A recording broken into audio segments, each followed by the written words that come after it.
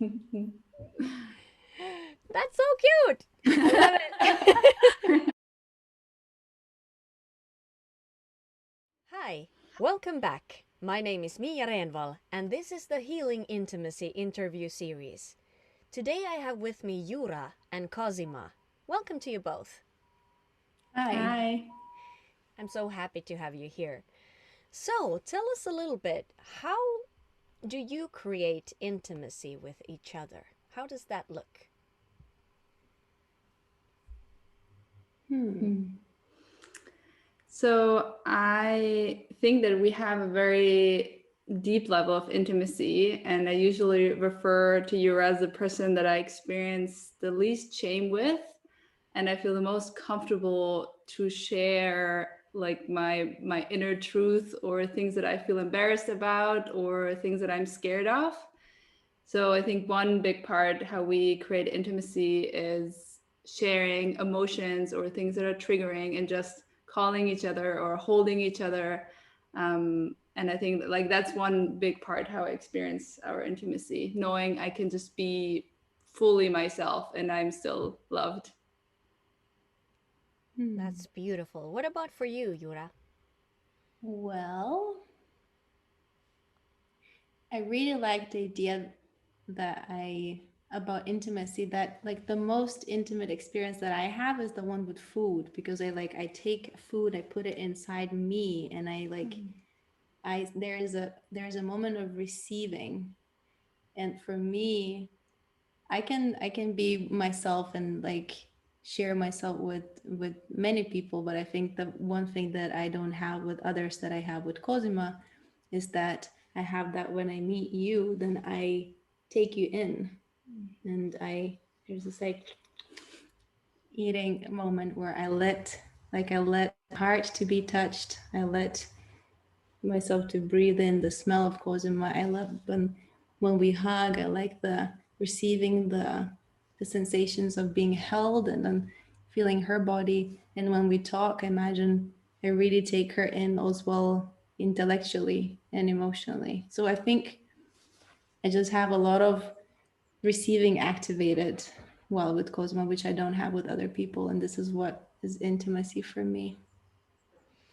So, would you say it's a deep connection and kind of receiving and giving deeply of yourself to each other? Yeah, yeah. And can you share a situation or experience where you felt intimate with each other? Like, how does it look? Mm. So one situation that I often think about, which is also a bit funny in a way. So I bought a moon cup. I I put in the moon cup. I tried it out, and it got stuck. And I was so panicky. And Yura was in, like we used to live together, and she was in the room next to mine, and I was like shaky. It was like, you need to help me get it out. And we just went to the bathroom together, and like, I don't know, 10, 15, 20 minutes, she just like sat next to the toilet with me and just like talked me through it, hold my hand. It was like, just breathe through and like imagine it's gonna like slowly slide out. And it was so touching that she's just there, she's not laughing, she's just like guiding me through this experience. Yeah, and I remember that as like such a unconventional intimate moment, of me being scared and emotional, and she's just there and like taking care of me. Yeah, and then there's many more and many other situations, but that's one of them that I really like. Sounds like a deep level of connection and support right there. Yeah. Mhm. What about for you, Jura? Do you have a experience or situation that comes to mind?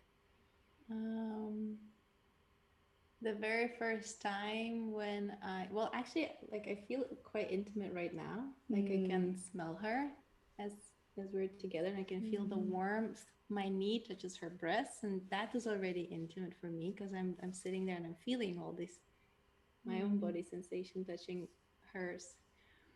And I think what came to me right now is when we met. We met in a tantra retreat, and we did a meditation together. And we get to sit in the Shiva Shakti position, and I was the Shakti and she was the Shiva, and that was the first time I felt held that way, and I cried, and I realized that I actually never felt such a surrender with anybody that I felt with Cosima in that moment. That was probably my initial most intimate moment with you. Yeah, I remember that very well as well. Oh wow. I feel my heart expanding right now when I look at you. It's just like, oh, I feel the warmth that you're feeling, I imagine. So, oh, I really appreciate you for sharing that. So, what disconnects you from intimacy? So, if you sometimes have some kind of conflicts, what topics are the ones that kind of trigger you most with each other if you're willing to share?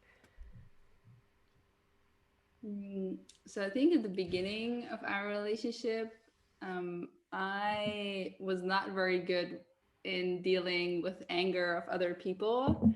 And Jura was really good at expressing when she was angry, which now I can appreciate.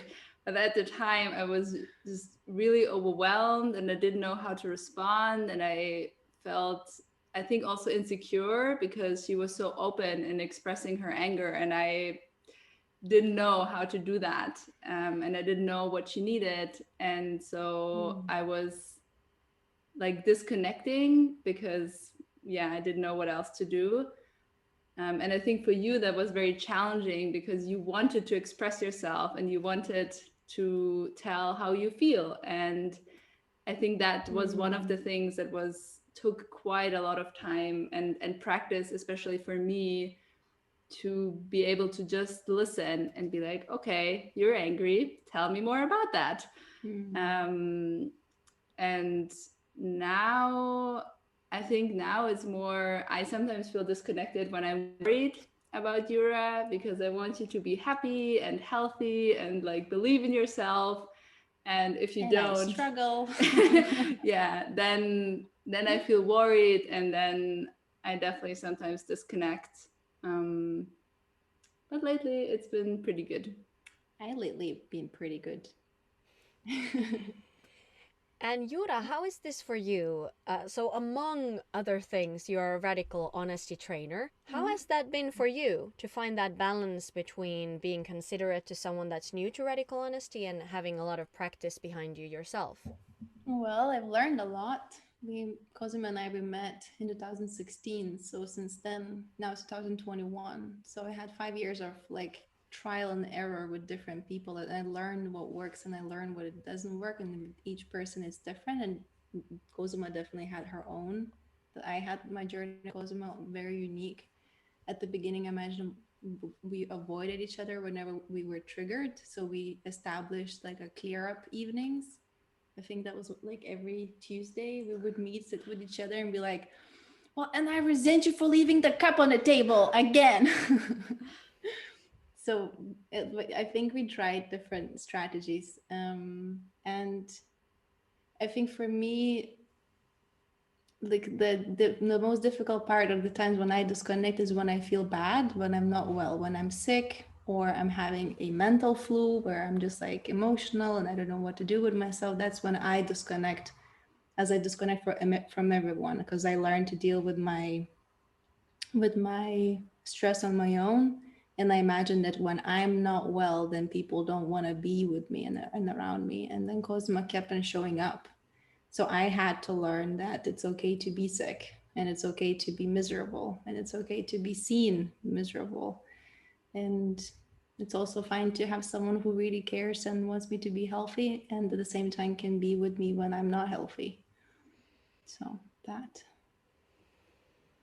Sounds absolutely beautiful. How has the pandemic affected your relationship? What pandemic? Yeah, I think like overall, not that much.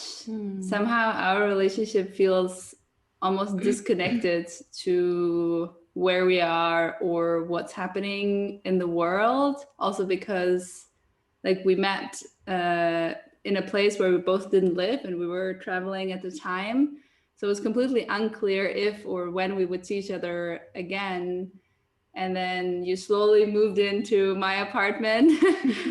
And then we lived together for 2 years. And now we don't live together anymore. So I feel like our relationship has already overlived a lot of like different circumstances. So the pandemic itself didn't really change that much. And yeah, I'm glad about that. It feels more resilient, whatever other life circumstances bring.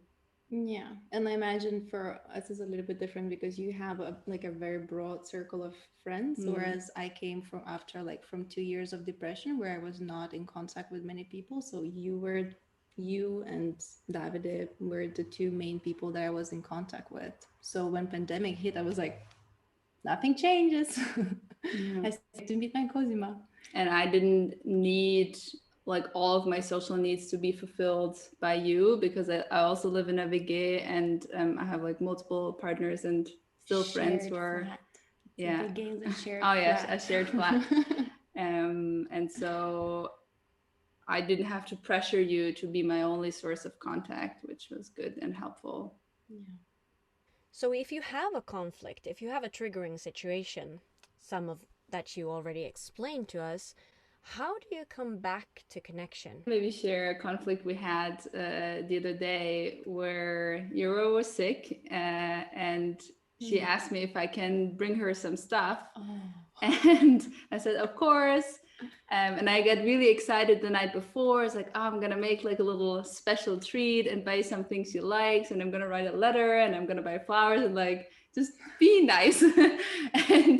And so I did, and it filled my heart because I wanted you to feel cared for and loved, and yeah, and it's something I like doing.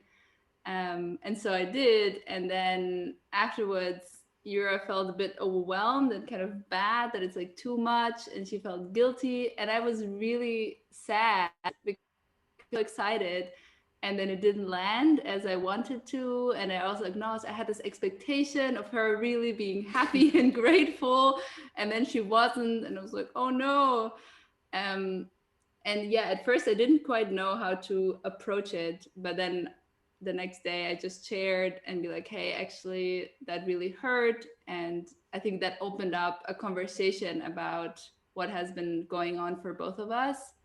And I think just saying it already felt connecting and allowing the vulnerability to speak, rather than like leaving it with the original like triggers or superficial feelings. So you had expectation that I will receive it very well, whereas I had expectation that she wants me to give something in return. Like this is such a big favor for me. I felt so pressured. I was like, how am I gonna pay her back for this? And I even asked her like, how much did you pay for the groceries? And she's like, no, it's a gift. And I was like, really? Damn, it's expensive gift.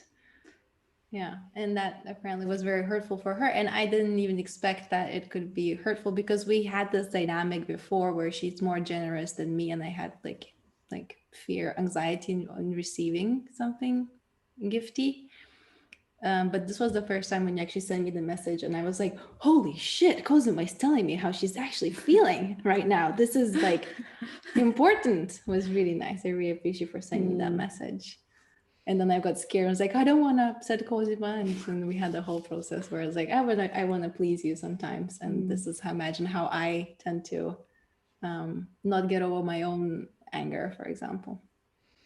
And I think it was also interesting again in that situation, seeing that we come from very different understandings of generosity or gifting. And I think learning about each other to understand like, hey, this is how it is for you, and this is how it used to be for me, and like how can we bring that together so it feels good for both of us. I appreciate you for sharing that. So, would you say it's linked with creating stories and expectations? So, is it the stories that are triggering you? No, the meanings. The meanings of it, yeah. And also I think the unclarity of the expectations and meanings, like what does this mean, or what do you expect, or what do you wish for, without expressing it. And I feel as soon as we're talking about it, it's usually like easier and we're easy back in connection. Yeah, I think that one thing that we somehow I just do is that I reach out to you and I talk, and that has worked so far. You're definitely the more honest one in our relationship, which is not too surprising. Yeah. So just sharing honestly how you feel about everything, and clearing whatever misunderstandings there are or whatever feelings you have. That sounds beautiful. And also, I think we have a really great way of like reassuring each other that we still love each other and care about each other, even when we're not doing the thing that the other person wants. And it's like, I still love you, I still care about you, and I'm not going to do that. Or I'm not available for you, but I still love you. And I think that's something that's like, I love hearing reassuring words. So I think that's a big part for me. Yeah, I think that one thing that we both really enjoy is giving a lot of approval to each other. It was like, oh, babe, I see you're self-destruct yourself. You're about to self-destruct, and I love you anyways. You can do whatever you want. Go ahead and do it. I'm gonna be here to catch you if you fall. Mm. Yeah, we do a lot of that. Aww. Just realize what a nice relationship I'm at. It's beautiful to watch. It's very beautiful to watch your connection and how you speak to each other. Jura, you have some deep understanding about trauma through your NARM studies. How would you say that trauma affected you when you were creating your intimate relationships or even your relationship with Cosima in the beginning? Can you share something about that? Hmm.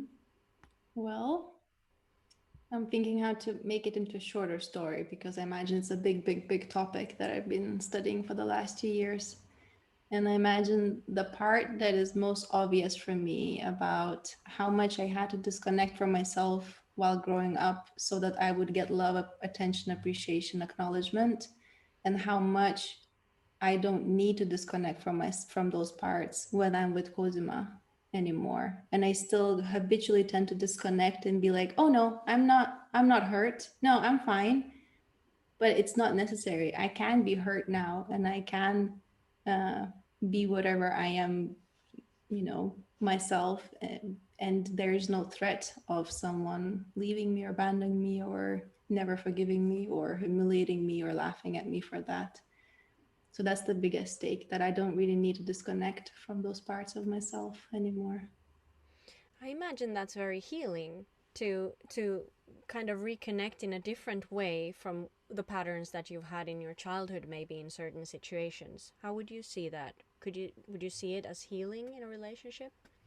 I think it is healing, and I think it's a very slow process. It's a little bit like I didn't know that I have these like almost like survival strategies or like disconnection strategies.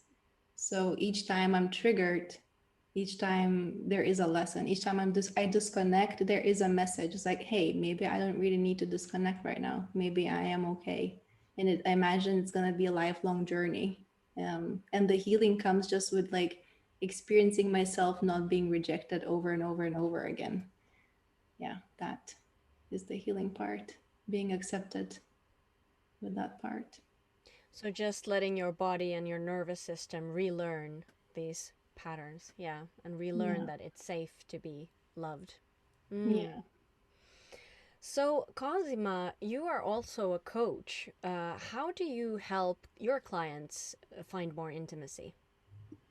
So I'm producing events for like conscious sexuality where a range of people come, like some people who are interested in learning more and like spicing up their relationship, or who want to go deeper with kink and BDSM. And then I also have events with people who do this professionally.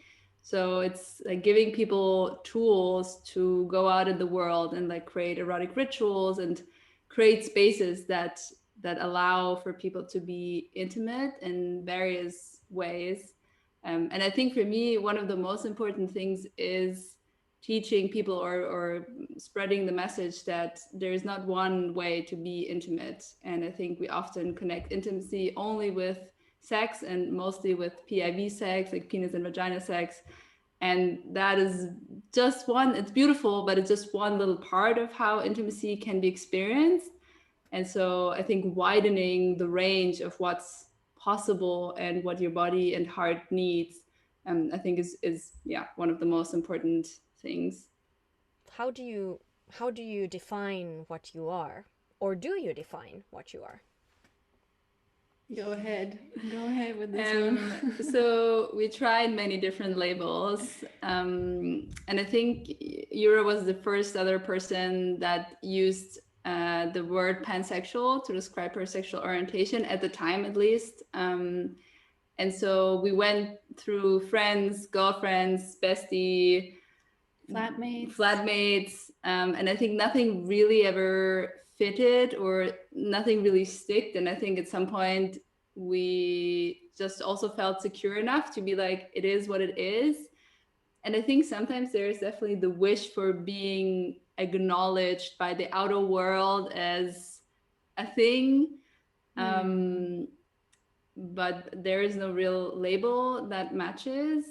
But I think it's the thing that I feel is really nice, that we can be with, like, in between the spaces of romantic and platonic and sensual, and it's okay, like it is what it is.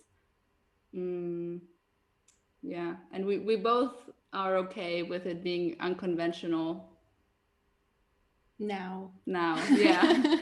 I resonate with that as well. I'm pansexual as well, and my relationships are very fluid. So I have friendships that have been friendships for years, and then suddenly we're like, could this maybe be something else as well? And then we might start to cuddle or kiss. And how do you, like, I imagine I negotiate very personally with different people, like, what agreements, like what we do, like what we want to experience. How do you deal with that negotiation of what do we want to do together? Or do you talk about those things, or do they just come up in the moment? I think at the beginning we did talk a lot, and now that after like 5 years of going through everything, we're just flowing together. Like I don't remember when was the last. I think like jokingly maybe was like, oh, so maybe you're my girlfriend now, and then we laugh about it, and then it melts away. Yeah. And there was one time you just had a new partner, and you said, and we're going to be monogamous for a while. And I was like, oh, so what does this mean for me? And it's like, oh, you're included anyways. Like, it doesn't really, it was just like, you were just there.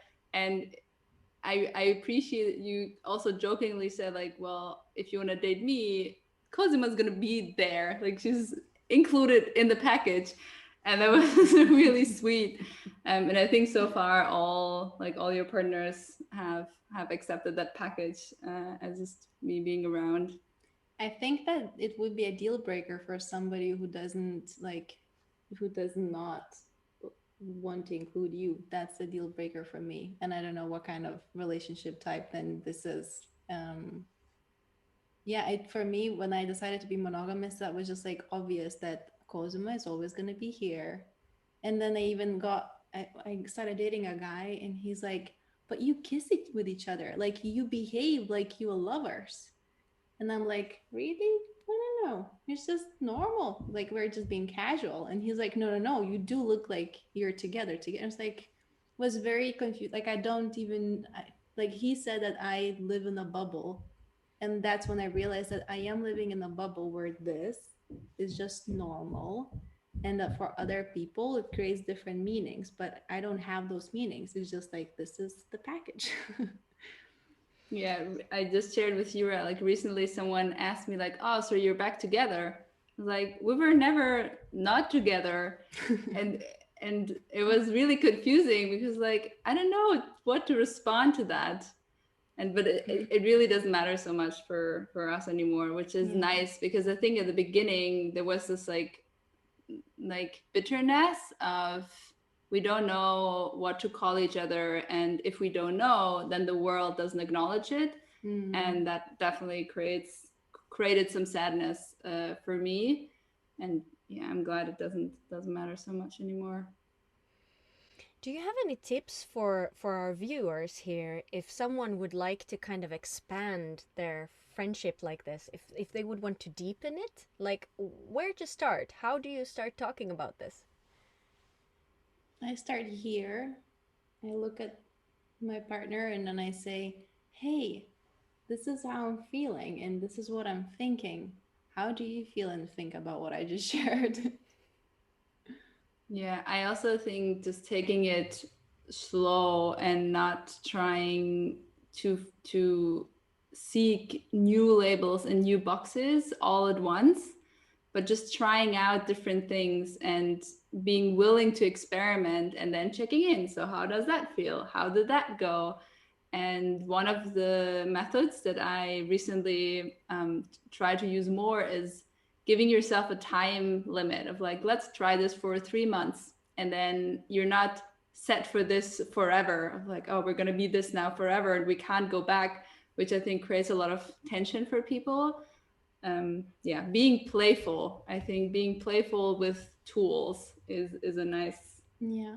nice And tip. I think what another thing that was very important that I understood very late is that a supportive environment is very helpful, if not necessary. Like it's really needed if you live in a culture that doesn't really acknowledge or doesn't approve your desire of being together, then you're going to stay conflicted trying to adapt to the environment and trying to somehow embrace your needs and wishes.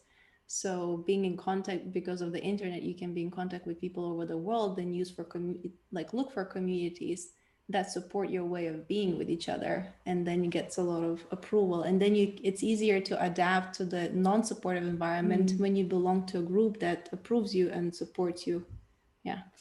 And I think one also important thing is it's okay to change again. Like no label needs to stick forever, if it's a relationship label or a label around sexual orientation or relationship preference. Like it's okay to try it out, and it's okay to change it again at a later stage if something else feels more fitting. Mm-hmm. And this is exactly the safe space that I want to be creating with these healing intimacy workshops, where you can show up with any person from your life that you want to find a deeper connection to. Any genders, any sexual orientations, any relationship forms, you are welcome. Thank you, Jura. Thank you, Cosima. I really appreciate you both for being here. Thanks for having us. Thanks, Mia.